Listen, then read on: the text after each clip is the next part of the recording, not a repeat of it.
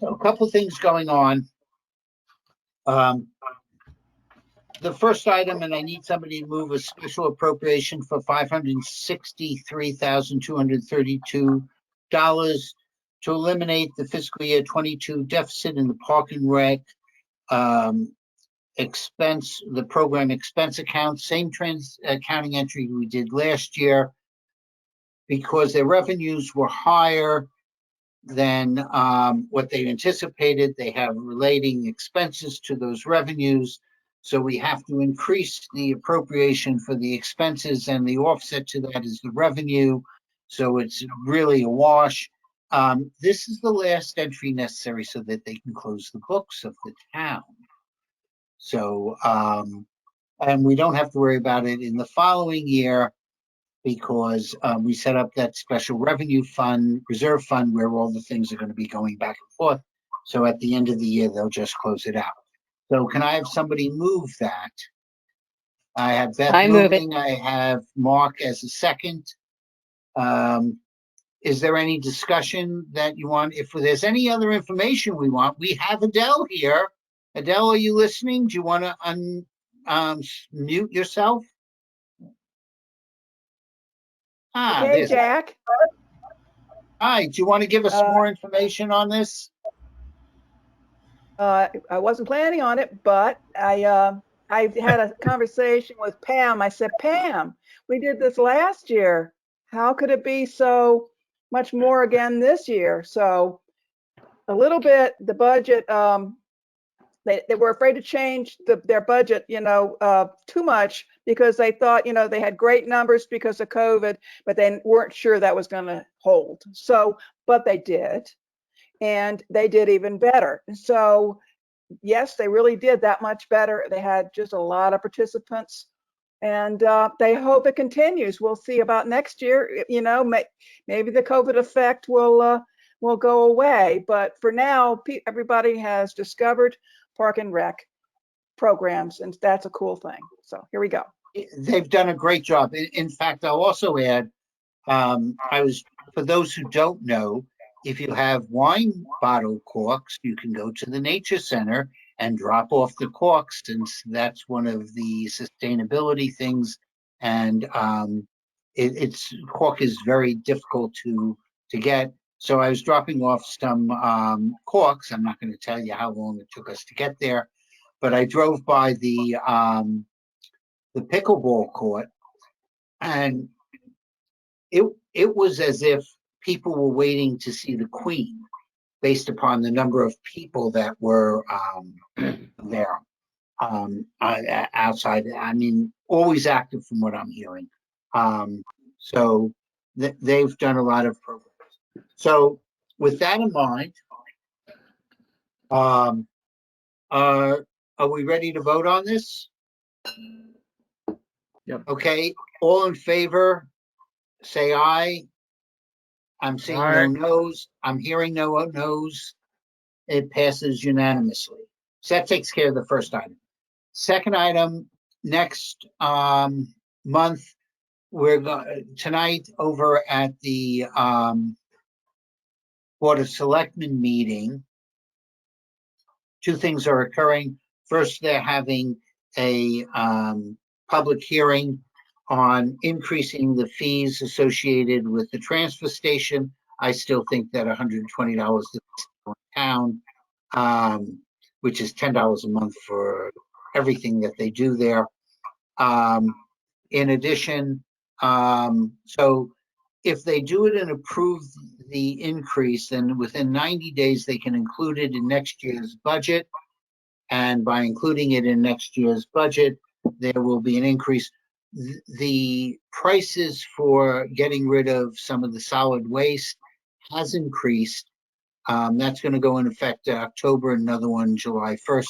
So this will be to do some recovery of the fees, but we won't see until fiscal year 24's budget. So that's one thing. Number two, go ahead, Mark. Unmute. Yeah, unmute. Every time the fees at the transfer station come up, I feel it necessary to note, and this is something I learned when I was on Public Works, that a large percentage of the town lives on non-public streets. And as such, some of the services that the vast majority of town benefits from, like the tree removal, like if debris falls in the street and the town comes and cleans it up. Oh, and the bulk pickup, which I know is scheduled now versus, but those types of services are not available to I think it's 20 some odd percent of town that is non-public streets. And as such, those families, those residents need to get a permit, even if that's all they use it for. And so it's always bothered me that there's a bit of a discrepancy there between the level of town services, and some folks have to get a permit who otherwise might not need to. And so I wanted to mention it here, and I always will mention it because it's not one size fits all. We've all seen the folks that do renovations and stuff like that, and I see the individual that brings their one little grocery bag of garbage every week or two, and it's always struck me as inconsistent that it's unlimited use, regardless of status. Yeah, I'll add that, we have town pickup and, other than dropping off my leaves, but I will add not to stir Oh, the the pot. leaves. I didn't mention the leaves. Thank you. I forgot the Yeah. leaves. That's another one. I'm going to mention the other service that you guys don't get is that you don't get snow removal on your streets. So, Yeah. that I fully am aware of that, Mark, and I agree. So What I've seen in other towns, actually, which is brilliant in a couple of respects, is a scanner, and they limit the number of visits per week. Doesn't matter what the limit is. The fact that it's limited keeps the proportion of usage amongst the users or the residents somewhat in line. And then if you go over that usage, there's a per diem visit. Just something I've seen being used more and more frequently as MSW becomes more and more expensive to remove. Oh, but Mark, that would entail that the town uses technology. Yeah, I know. We are not really good at using technology. We could use that technology word in a lot of areas. Iris, I missed this. I've missed this all summer. Just be. Oh, Yes, yes. And I think when we talk about even the technology committee, what I'm looking for in the technology committee is wide open for all aspects of technology, which includes payments, types of payments, and everything else like that, and not just how we take existing systems and just move them to the other things, as opposed to saying, are we even on the right platform? Are we on the right architecture? How much should it be cloud-based? And take a whole other look at the underbelly of the systems we're using before we decide. But I've expressed my opinion to the technology committee, and that's, I'm going to leave it. The other thing that I wanted, not that we don't have enough other bridges to fix, but what else is going on tonight is Hanson needs to have some repair, and I believe it's about $161,000 or thereabouts that will be approved for that. We'll be seeing that in our October meeting. Okay, so that brings us to the next part, and I'm going to make this real quick. So, if you recall, back in December or so, I actually read for like the first time, other than what we had handed out on the RTM, I actually read the code for what the responsibilities for all the committees were. And my mouth dropped. And so I read some of it in one of our meetings that we were having, it was either December or January, to Kate. And if those who recall, Kate's mouth dropped and she said, "What?" And we realized that these committee definitions needed to be rewritten. So I sent out some working drafts of what I perceive, because if we use the higher level terms that the town uses to define its organization with some minor adjustments in that, I think that allows for growth and evolution of what we're going to see in the town side. I also added, while we are in the code, the liaison of the Board of Finance to the RTM, education is really the liaison of the Board of Education to the RTM, and I thought that should be stated as well. We have worked with the Board of Education, but we're solely in a financial. They have a much broader scope on that. Also, in my definitions, I included the words initiative and policies and guidelines, because that deals with a whole bunch of stuff. So if you're doing PZ&H and you happen to have the 10-year plan of conservation, well, that's not financial, but it has to be approved by the RTM. And so that would be one of those things. I also took the time and opportunity to identify boards, advisory groups, committees, grants, departments, and a couple of other things, and try to assign them to an RTM committee at a high level. That's the second document. Frank Kemp, the committees will be working with TGS&A. Frank Kemp looked at and counted that there were 102 lines of various groups that got assigned. So here's what I want to do. I want us to look at this and say, how does this work? Is the word review? How do we feel about the word liaison? Because I think that we review and evaluate certain things on a whole slew, operating budget, capital investment initiatives, reserve funds, and other things along those lines, and then policies and guidelines that are developed by all those committees, groups, departments, other things like that. We don't necessarily have a say on it unless it's a financial impact, where we're voting on the financial impact on it, where we can say yay or nay, but that's only for the town side. But then it's the responsibility of the committees to then bring that back to the RTM where appropriate and provide the appropriate reports on it, whether or not it's through a resolution, budget, or just keeping everybody abreast of what's going on. And I think that by having it, it gives better definition of what's going on. So like on Park and Rec, we suggested that it's community environment and shoreline management. So that includes things like the harbor master, but also the beautification committee, the cemetery, Park and Rec commission, and a wide array of different things, but also things which we want to then try and put a 1 to 2 sentence definition for all that list that's there. So anybody wants to help volunteer for that, I'm being more than willing to take on some help on that. We want to be able to give this to, even if it's a draft form, to the RTM in the November meeting, where they're figuring out what committees they want, so that they have a better understanding of, here's what you're responsible for. Here's what some of these groups are doing.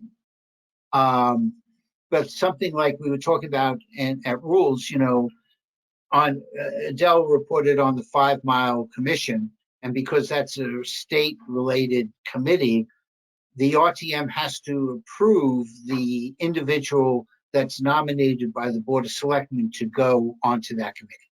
So we want little nuances there. So that isn't going to be going into the code. It'll probably be in a committee responsibility and, guidelines or something. I like the term guidelines over policy. Policy is just written in stone. Guidelines allows the handbook to bend in certain ways because it's written in paper. So that's what we're looking at. I'm looking that maybe we come back and by October we figure out what we're doing here. So any and all input that you guys have, if you think I missed anything, I listed all the building committees. I'm just going to put down building committee in that area because I know they change. I think I missed one or two. I think that Ralph in Public Works has already gotten it, but definitely anybody, many of you have worked in government for some time and have been on various boards and other things like that, and have been on various committees and other things like that.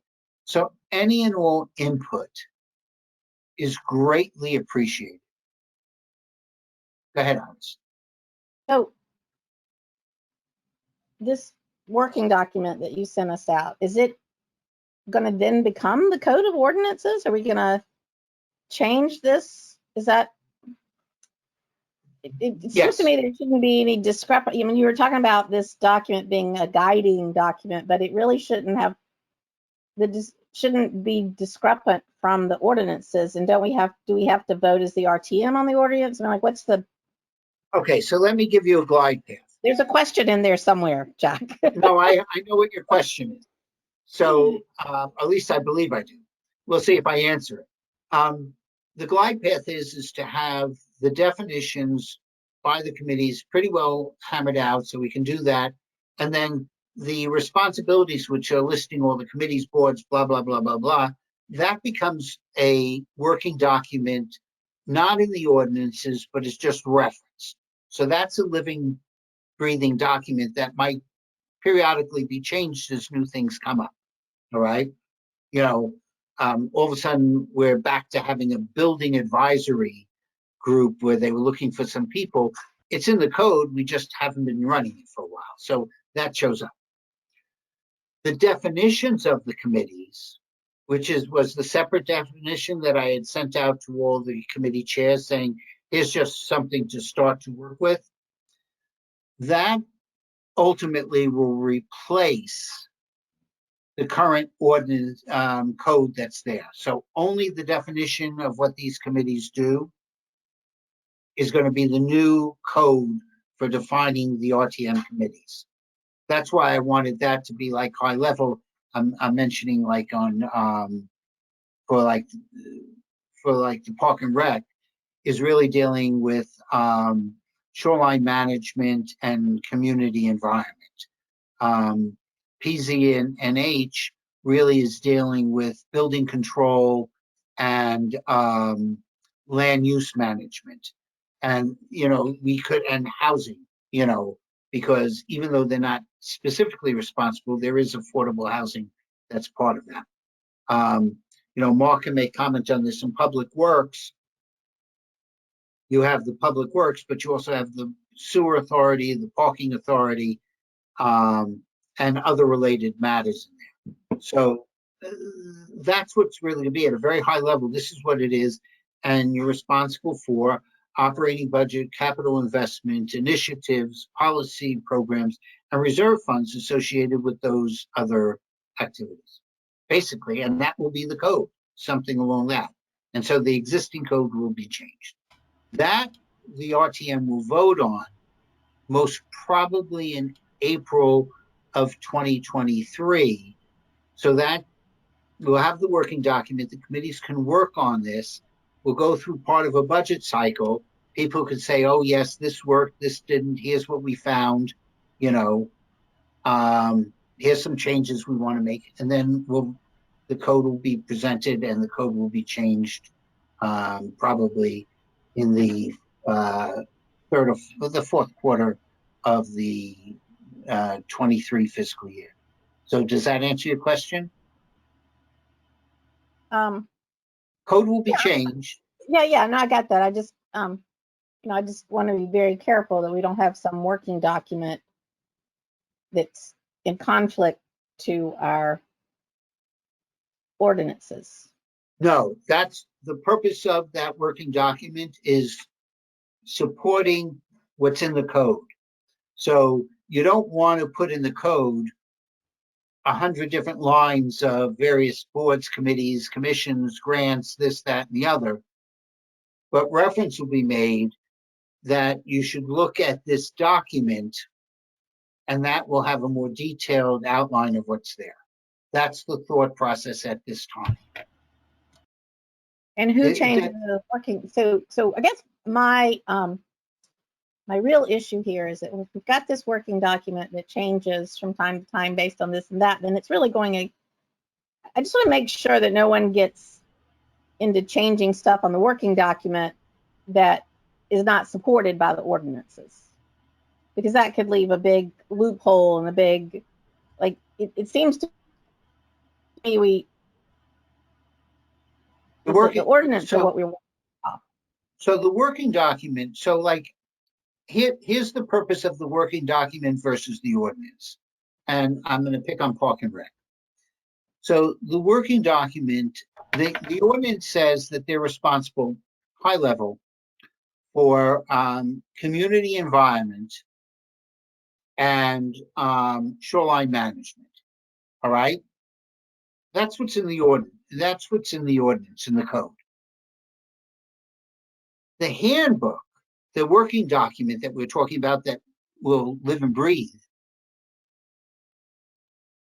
only says within those two categories exists the Park and Rec Commission, the Beautification Commission, the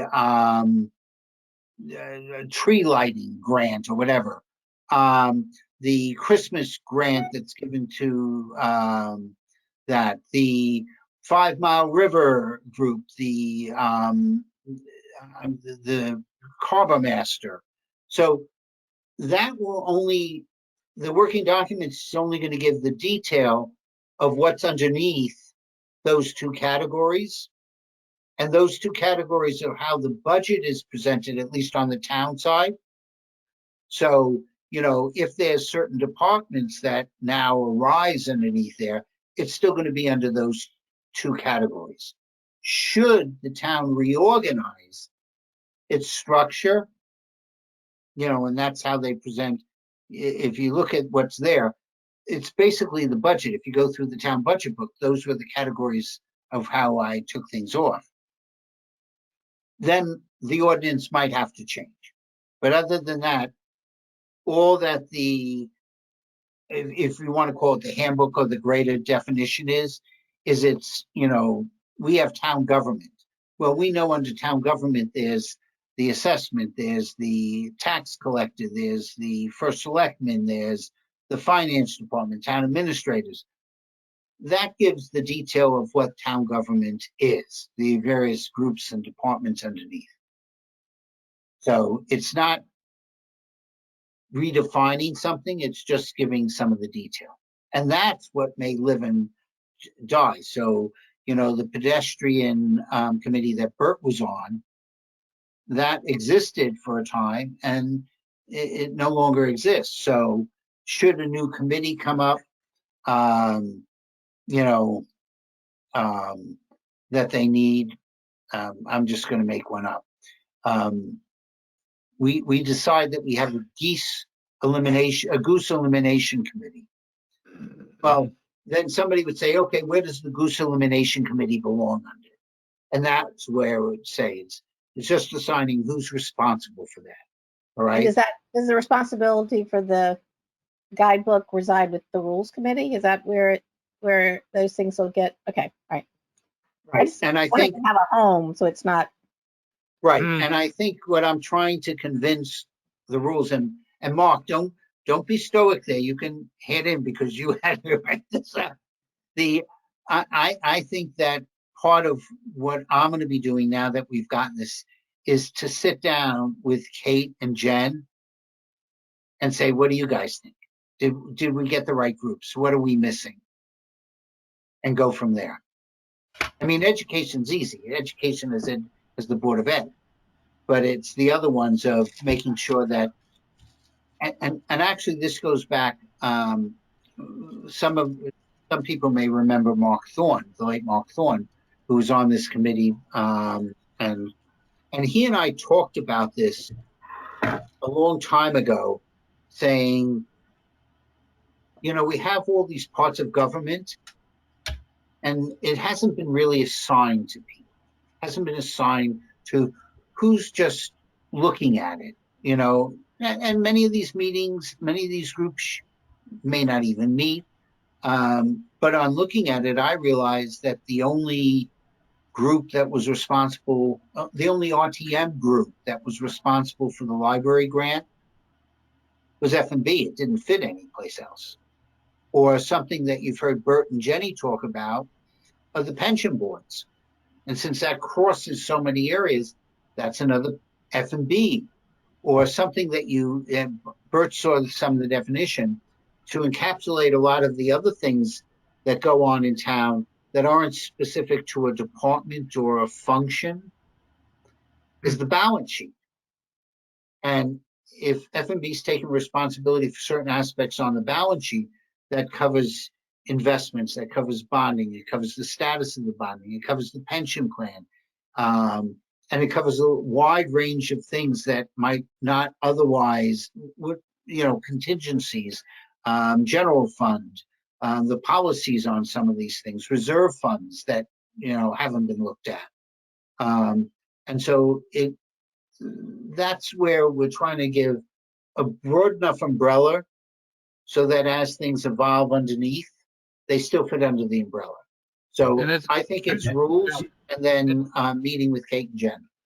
Okay, If I may? it's a wonderful system actually, because Jack mentioned that we had the Pedestrian Infrastructure Advisory Committee, which is a highfalutin name for saying the sidewalk committee. And it was a wonderful thing for people to get together and advise ad hoc the Board of Selectmen on what to do about improving the quality of the pedestrian life.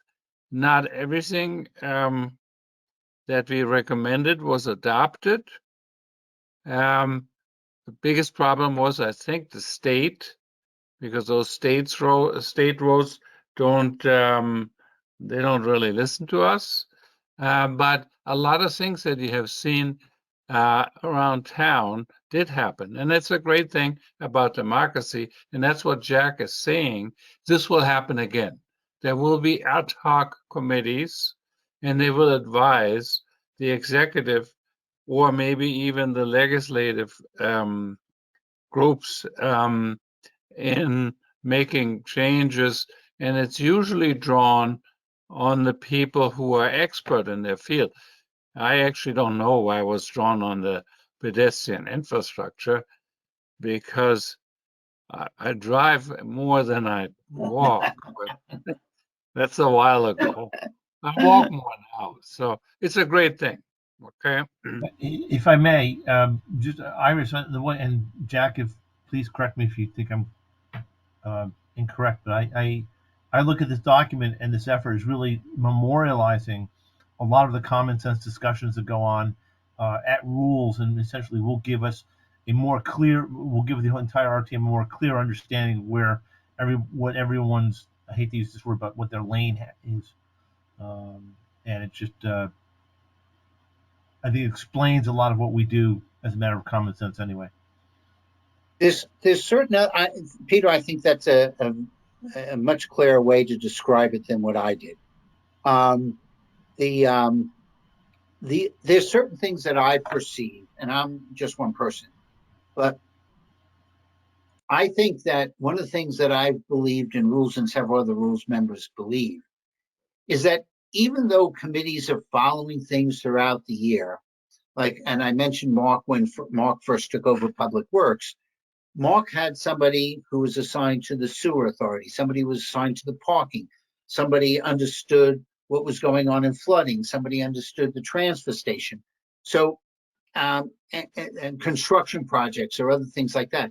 So anything, sidewalks and other things. So anything that was under Public Works, there was somebody in the Public Works committee that was following that and reporting. And if you ever attended Mark's meetings, they would give reports on updates, what happened in the sewer, what's going on in sidewalks, how are they going.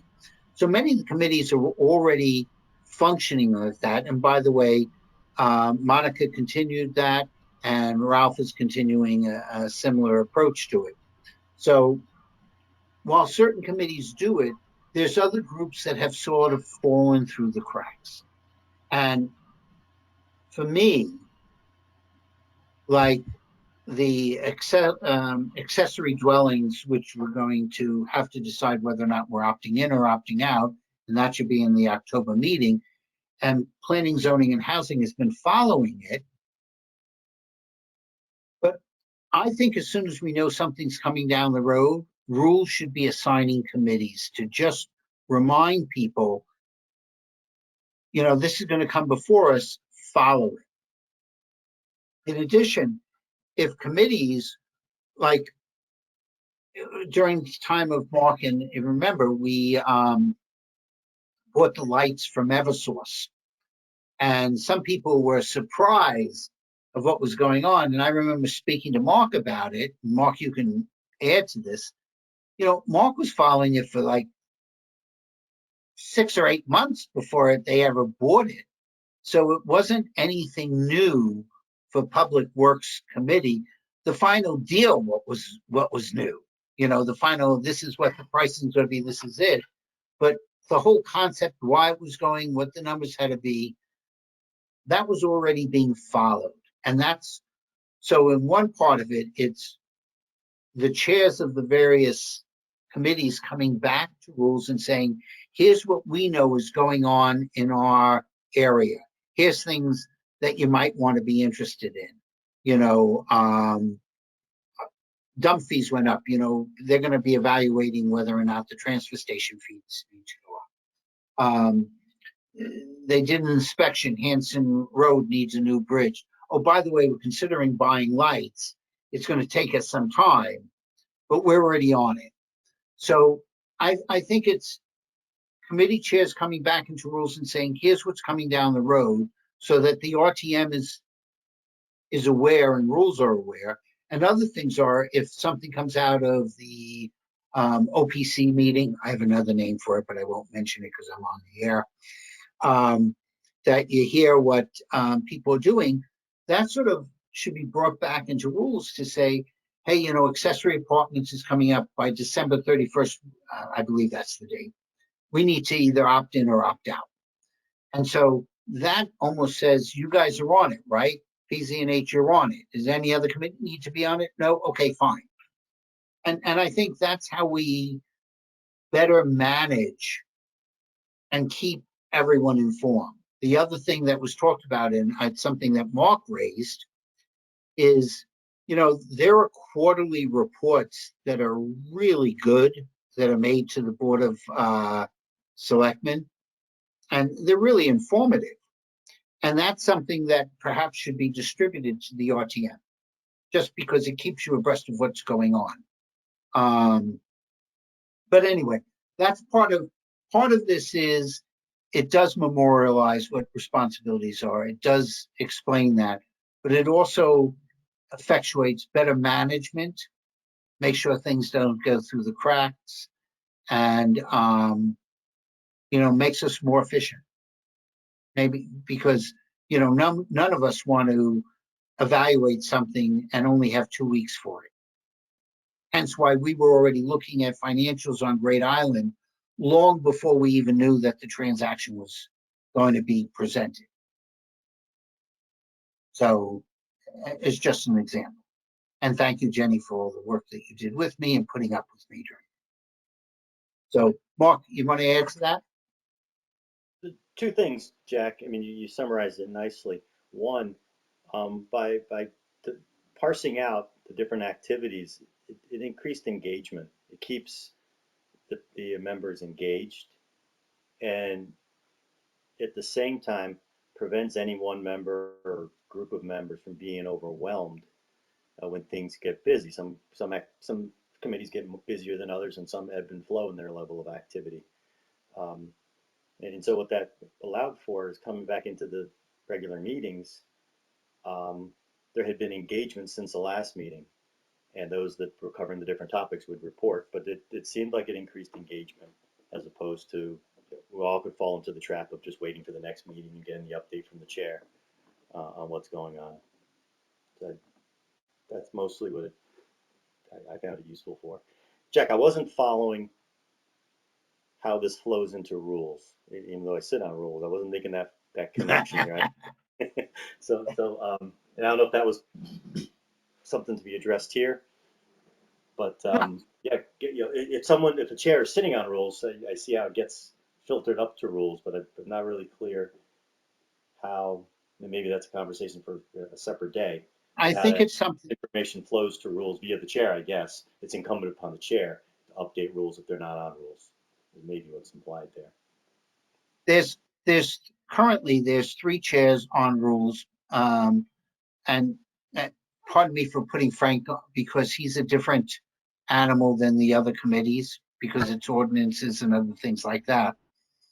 But, you know, education, PZ&H, public health and safety, and public works, don't sit on rules.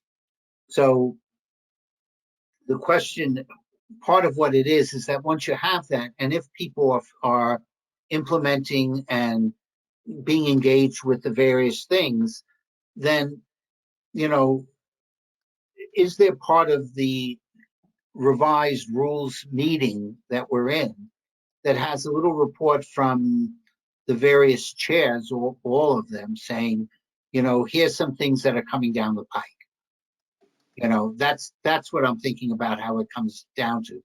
So it's not just assigning what we know is in front of us, but it's also like how we assigned PZ&H the dwellings, and I know that Ralph already is aware of what's going on in Hanson, but probably that should have been assigned as well. So, you know, you know that something's coming up. And like, as once it gets assigned from rules as a committee chair, I can come back and say, it's not this month, but here's the preliminary things that's being done at the Board of Selectmen today, and we'll go to the Board of Finance. But in October, we're probably going to have to approve X amount of dollars for the repair of that. Here's what they've done. So it allows us to start to be efficient and not just at the end. So that's where I was talking about from rules. Got it. Thank you. Yeah, Martha. I was just going to say, I mean, it's really incumbent upon the Board of Selectmen to inform, you know, the various RTM committees early on what they're studying. I mean, it's nice to write about what should be followed, but, you know, unless you're informed of it when, you know, work is beginning, you know, sometimes you end up being late to the game, so to speak. Yeah, I do agree, but you know, and Mark, you had this when you were. I know Monica did also, and Ralph. You talked to Ed, so even if there wasn't a formal presentation, you know, going on, you kind of knew what Ed was thinking. I speak with Kate and Jen, and you know, Jay-Z and Jim, you know, more recently on what's going on. I also speak to the chair of the Board of Ed to see if there's anything of a financial nature we should know about. You know, if they want to tell me whether or not we're going to learn Japanese or Russian next year, go speak to Ed Wishek. You know, not within our lane. But it does allow us to stay in the lane. But it is incumbent to have that. But yes, we are still reliant on either knowing that a presentation is being made or maintaining some lines of communication. So, and yes, sometimes something comes to the Board of Selectmen and you're going, or it goes from the Board of Ed to the Board of Finance, and there isn't a lot that we can do because of the time.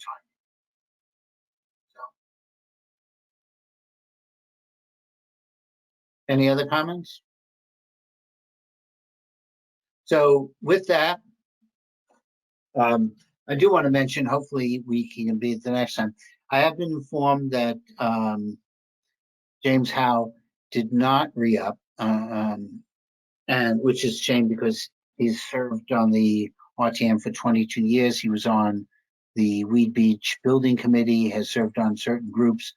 I'm hopeful that he's here, but if he's just listening, I wanted to publicly state that I've always valued his opinion. He's very level-headed, very businesslike, and I think it's a loss to the community that we potentially will be, he will not be with us on the RTM in future years. So I just wanted to add that on. If there's no other business, I said a half an hour, Martha. We're running 45 minutes. But can we have a motion to adjourn? I saw Barry. I see Mark. Everyone in favor, say aye. Thank you all very much. Have a great weekend, and we'll see everybody on the 19th of September. Take care. Thanks, Barry.